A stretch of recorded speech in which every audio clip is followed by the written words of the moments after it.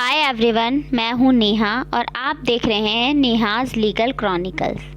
आज हम लोग कॉन्स्टिट्यूशनल रेमेडीज़ के बारे में डिस्कस करेंगे, जिसमें हम लोग देखेंगे 5 टाइप्स ऑफ रिट्स कौन कौन सी है, उनके साथ उनके कुछ इंपॉर्टेंट लैंडमार्क जजमेंट भी डिस्कस करेंगे। तो आइए सबसे पहले हम समझते हैं कि रिट होती क्या है and what is the meaning of writ.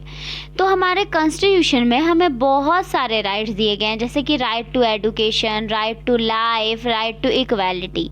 But जब तक ये राइट प्रोटेक्टेड नहीं है तब तक इन राइट्स का कोई मतलब ही नहीं बनता। जब हम सबसे पहले कुछ भी खरीदते हैं तो उस पर्टिकुलर चीज़ की सेफ्टी के बारे में सोचते हैं। जैसे कि कोई ज्वेलरी खरीदा या कुछ भी खरीदा तो हम लोग उसकी सेफ्टी के बारे में पहले सोचते हैं। उसी तरीके से हमारे कॉन्स्टिट्यूशन में फंडामेंटल राइट्स दिए गए हैं पार्ट 3 आर्टिकल 12 to 35 में।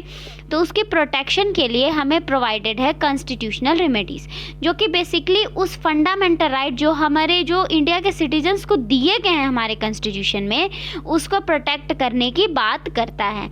हमारे पूरे कॉन्स्टिट्यूशन में जो फंडामेंटल राइट की प्रोटेक्शन की बात करता है वो 4 आर्टिकल है। सबसे पहले आर्टिकल 13 जो कि जुडिशियल रिव्यू से डील करता है, जिस पे मैं डिटेल वीडियो बाद में बनाऊंगी। फिर उसके बाद आता है हमारा आर्टिकल 359 जो कि ये कहता है कि इमरजेंसी के अलावा किसी भी और सिचुएशन में किसी भी सिटीजन्स के फंडामेंटल राइट्स को कर्टेल नहीं किया जा सकता। उसके बाद है हमारा आर्टिकल 32 और आर्टिकल 226, जिसके बारे में आज के हम वीडियो में बात करेंगे। जैसा कि मैंने पहले बताया कि इंडियन कॉन्स्टिट्यूशन का पार्ट 3 आर्टिकल 12 to 35 जो है वो फंडामेंटल राइट से डील करता है, और आर्टिकल 32 भी एक तरीके का फंडामेंटल राइट है। तो आर्टिकल 32 जो है वो 2 तरीके की बात करता है, 2 बात बोलता है। पहला तो ये कि अगर कोई भी इंडिविजुअल का फंडामेंटल राइट वायलेट हुआ है तो वो जो है वो अपने फंडामेंटल राइट के प्रोटेक्शन के लिए रिट पिटीशन डाल सकता है। अब रिट होता क्या है, रिट कितने तरीके का होता है, वो हम आगे वीडियो में डिस्कस करेंगे। और दूसरी बात ये कहता है कि वो पर्टिकुलर जो इंडिविजुअल है वो सुप्रीम कोर्ट को अप्रोच कर सकता है regarding the violation of his fundamental right. तो सुप्रीम कोर्ट जो है ये आर्टिकल 32 इतना ज़्यादा इम्पॉर्टेंट है, इतना ज़्यादा इम्पॉर्टेंट रोल प्ले करता है सुप्रीम कोर्ट इस पर्टिकुलर आर्टिकल में, कि इसको जो है वो protector and guarantor of fundamental right कहा गया है। किसको? सुप्रीम कोर्ट को। कि सुप्रीम कोर्ट एक ऐसी सुप्रीम अथॉरिटी है जो कि किसी भी पर्टिकुलर सिटीज़न जिनको फंडामेंटल राइट दिया गया है इंडिया के अंदर, उनको प्रोटेक्ट और गारंटी करने का राइट जो है वो प्रोवाइड करता है। ये आर्टिकल इतना ज़्यादा इम्पॉर्टेंट है कि जो डॉक्टर BR अम्बेडकर है, जो कि चेयरमैन थे ड्राफ्टिंग कमेटी ने, जिन्होंने हमारा कॉन्स्टिट्यूशन जो है वो बहुत सारे डिफरेंट नेशंस के कॉन्स्टिट्यूशन को पढ़ के बनाया है, उन्होंने इस पर्टिकुलर आर्टिकल को heart and soul of the Indian constitution बोला है।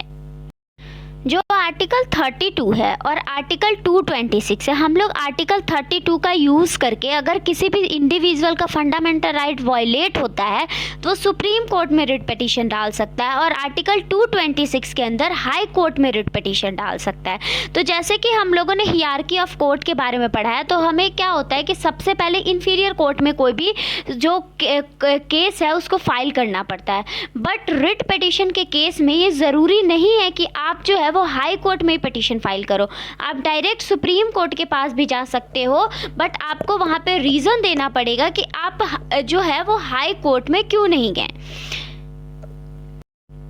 जो हाई कोर्ट है और जो सुप्रीम कोर्ट है ये दोनों रिट पिटीशन को देखता है, बट दोनों के बीच में ये जो आर्टिकल 32 है और आर्टिकल 226 है, इसके बीच में एक थिन लाइन है, दोनों के बीच में 2 डिफरेंसेस है। जैसे कि आर्टिकल 32 जो है वो ओनली फंडामेंटल राइट की प्रोटेक्शन की बात करता है, और ये एक तरीके का फंडामेंटल राइट है। But on the other hand article 226 जो है ये एक फंडामेंटल राइट भी है, और इसके अंदर हम लोग फंडामेंटल राइट्स के वायलेशन के लिए भी सू कर सकते हैं, रिट पिटीशन डाल सकते हैं, और अदर पर्पस जैसे कि ये जो ट्रिब्यूनल्स होते हैं, जो कोर्ट्स होते हैं, इनके डिसीजन के अगेंस्ट भी हम लोग जो है वो फाइल कर सकते हैं इसमें रिट पिटीशन। और ये जो है वो कोई भी फंडामेंटल राइट नहीं है।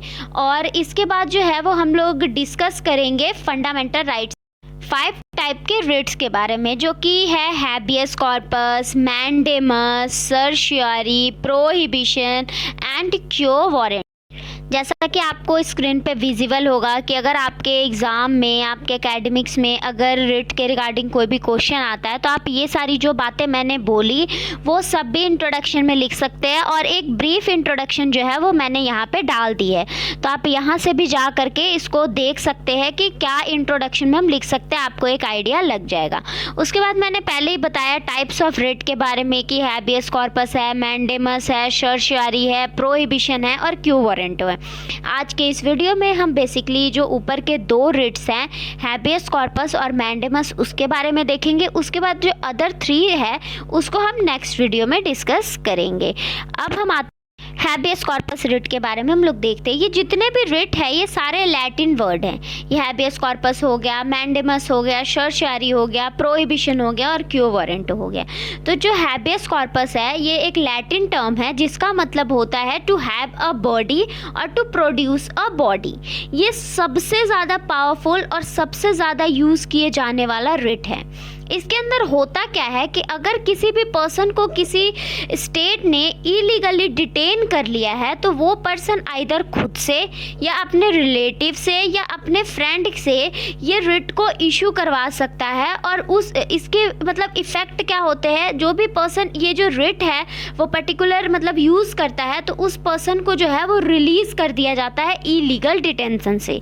अगर कोई भी इंडिविजुअल इस रिट को यूज़ करता है और वो सुप्रीम कोर्ट या हाई कोर्ट को ये कहता है कि किस अथॉरिटी से उसको अरेस्ट किया गया है, तो अगर उस पर्टिकुलर पर्सन के पास कोई भी जस्टिफिएबल ग्राउंड है, मतलब अगर उस पर्सन के पास जस्टिफिएबल ग्राउंड है कि हाँ मतलब मुझे इलीगली डिटेन किया गया है, तो उस पर्सन को इमीडिएट रिलीज़ कर दिया जाएगा।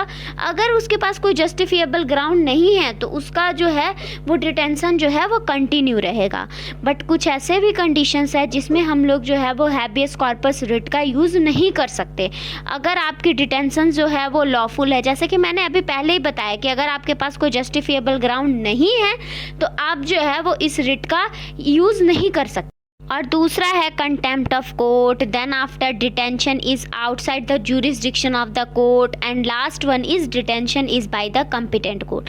तो ये 4 ऐसे कंडीशंस है जिसमें आप लोग हैबियस कॉर्पस रिट का यूज़ नहीं कर सकते। ये जो टर्म है contempt of court, jurisdiction, competent court कौन सी कोर्ट होती है, ये सारे हम लोग जो है वो आगे आने वाले कुछ वीडियोज़ में डिस्कस करेंगे। इन सब चीज़ पर मैं जो है वो डिटेल वीडियो बनाऊँगी। अब हमारा एक केस लॉज है जो कि हैबियस कॉर्पस रिट से डील करता है, जो है Rudra Shah versus state of Bihar. इस केस में हुआ क्या था कि ये जो रुद्र शाह है जो कि प्लेंटिफ है इस केस में, तो उसकी क्या हुई थी कि डिटेंशन जो है वो कंप्लीट हो चुकी थी। मतलब उसको जितनी पनिशमेंट मिली थी उसने उतनी पनिशमेंट जो है वो कर ली थी कंप्लीट, बट फिर भी उसके बाद भी 14 साल तक उसको इलीगली डिटेन करके रखा गया था। तो उस पर्टिकुलर पर्सन ने ये जो है वो हैबियस कॉर्पस रिट का हेल्प लिया और उसको क्या है कि इमीडिएट उसको रिलीज़ कर दिया गया डिटेंशन से, और उसको एग्जाम्पलरी डैमेजेस दिया गया। नाम से पता चल रहा है एग्जाम्पलरी डैमेज, मतलब एग्जाम्पल के तौर पे डैमेज दिया गया कि आगे किसी भी कंडीशन में जो है ये एग्जाम्पल सेट करेगा कि आगे किसी भी पर्सन को इलीगली डिटेन ना किया जाए स्टेट के थ्रू। आई होप कि आप लोगों को ये हैबियस कॉर्पस रिट जो है वो क्लियर होगा।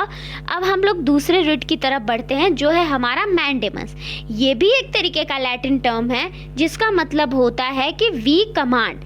ये जो रिट है वो कोर्ट, ये जो मैंडेमस रिट है वो कोर्ट कब इशू करती है, ये इशू करती है जब कोई भी पब्लिक ऑफिसर जो है वो अपनी ड्यूटी को परफॉर्म करने में फेल हो जाता है या तो वो रिफ्यूज़ करता है अपनी ड्यूटी को परफॉर्म करने से, तो उसको वो उसका जो काम है उसको रिज्यूम करने के लिए कोर्ट जो है वो ऑर्डर देती है ये पर्टिकुलर रिट इशू करके। तो जो पब्लिक ऑफिसर्स है उनके अलावा ये जो रिट है वो किसी भी पब्लिक बॉडी या कॉरपोरेशन या ट्रिब्यूनल्स के लिए भी मतलब वो भी यूज़ कर सकते हैं फॉर द सेम पर्पस। और हैबियस कॉर्पस रिट की तरह हम लोग जो है वो मैंडेमस रिट को कोई भी पर्टिकुलर इंडिविजुअल के, प्राइवेट इंडिविजुअल के अगेंस्ट यूज़ नहीं कर सकते। और हमने पहले देखा था कि हैबियस कॉर्पस रिट किस कंडीशन में यूज़ नहीं किया जा सकता, उसी तरीके से मैंडेमस रिट के भी कुछ कंडीशंस है कि आप इस पर्टिकुलर कंडीशन में जो है वो रिट ऑफ मैंडेमस नहीं यूज़ कर सकते। पहला है टू इन्फोर्स डिपार्टमेंटल इंस्ट्रक्शन। जैसे कि डिपार्टमेंटल इंस्ट्रक्शन कंस्ट्रक्शन। इसका मतलब क्या हुआ कि मान लीजिए कि कोई भी आप मान लीजिएगा फैकल्टी मेंबर है कहीं किसी भी कॉलेज के, तो कोई भी प्रिंसिपल जो है वो किसी भी फैकल्टी के ऊपर आपके ऊपर ये मैंडेमस रिट इशू करके नहीं कह सकता कि आप ये पर्टिकुलर काम जो है परफॉर्म करो। मैंने पहले ही बताया कि ये पब्लिक ऑफिसर्स पे जो है वो अप्लाई होता है, तो हम यहाँ पे इस चीज़ को यूज़ नहीं कर सकते। उसके बाद जो दूसरा है कि हम लोग रिट ऑफ मैंडेमस जो है वो उस कंडीशन में यूज़ नहीं कर सकते जब कोई भी ऐसा वर्क है जो कि डिस्क्रिशनरी है इंडिविजुअल के ऊपर या मैंडेटरी नहीं है करने के लिए, तो वहाँ पे आप रिट ऑफ मैंडेमस यूज़ नहीं कर सकते। जैसे कि इसकी लैंग्वेज हम लोग देख लेते हैं, to order someone to work when the kind of work is discretionary and not mandatory. और तीसरा है हमारा to enforce a contractual obligation, and then है mandamus can not issued against the Indian president और स्टेट गवर्नर्स। इस बात से हमें समझ आ रहा है कि ये भी पब्लिक ऑफिसर्स है, बट इनके ऊपर अप्लाई क्यों नहीं हो रहे। बहुत ही हायर मतलब अथॉरिटी है, प्रेसिडेंट को first citizen of the country भी कहा जाता है। इनके बारे में हम डिटेल वीडियो में देखेंगे कि प्रेसिडेंट के बारे में, स्टेट के गवर्नर्स के बारे में, लेकिन ये जो है इनके केस में हम रिट ऑफ मैंडेमस यूज़ नहीं कर सकते। इनको हम फोर्स नहीं कर सकते कि आप ये पर्टिकुलर जो वर्क है इसको परफॉर्म करो। और ये जो है ये chief justice of high court जो कि अपनी जुडिशियल कैपेसिटी में काम कर रहे हैं, तो उनके ऊपर भी हम ये रिट ऑफ मैंडेमस जो है वो अप्लाई नहीं कर सकते। अब इसका एक बहुत ही लैंडमार्क जजमेंट है, ये है Gujarat state financial corporation versus lotus hotel. तो इसके फैक्ट जो है इस केस में हुआ क्या था, इस केस में जो फाइनेंशियल कॉर्पोरेशन है उसकी एक अग्रीमेंट हुई थी लोटस होटल के साथ कि वो जो है वो कुछ फंड रिलीज करेंगे उसके कंस्ट्रक्शन को कंप्लीट करने के लिए। इसने प्रॉमिस तो कर लिया, बट बाद में क्या हुआ कि उन्होंने जो है वो फंड जो है वो रिलीज नहीं किया अकॉर्डिंग टू द प्रॉमिस। तो जो लोटस होटल है उसने गुजरात हाई कोर्ट को अप्रोच किया, और यहाँ पे हुआ क्या कि जो गुजरात हाई कोर्ट है उसने रिट ऑफ मैंडेमस को इशू करके जो प्लेंटिफ है, जो अथॉरिटी है, उनको कहा कि आपको जो आपने जो ड्यूटी प्रॉमिस की थी कि आप कंस्ट्रक्शन के लिए, इस पर्टिकुलर होटल के कंस्ट्रक्शन के लिए फंड दोगे, तो आपको ये पर्टिकुलर काम जो है वो करना पड़ेगा। इसमें एक बहुत ही इंपॉर्टेंट नोट है जो मैंने नीचे लिखा है कि ये जो है वो पब्लिक ड्यूटी, मतलब to apply this writ there must be a public duty. ठीक है, मुझे लगता है कि आप लोगों को ये पर्टिकुलर जो भी रिट है, कॉन्स्टिट्यूशनल रेमेडीज़ है, वो क्लियर हो गया होगा। और आप जो है ये बेयर एक्ट से भी गो थ्रू कर सकते हैं, मैंने यहाँ पे इसके भी PDF में डाल दी हैं, तो आप देख सकते हैं कि आर्टिकल 32 और आर्टिकल 226 में क्या पर्टिकुलर चीज़ जो है वो बताए गए हैं। तो अगर आपको कोई भी प्रॉब्लम हो तो आप जो है वो कमेंट सेक्शन में लिख सकते हैं, मैं आपके क्वेश्चंस का जवाब ज़रूर दूंगी। Thank you. अगर आप लोगों को मेरी वीडियो पसंद आई हो, आप लोगों को सारा कंटेंट समझ आया, तो मेरी वीडियो को लाइक करें, शेयर करें एंड कमेंट करें और सब्सक्राइब भी करें।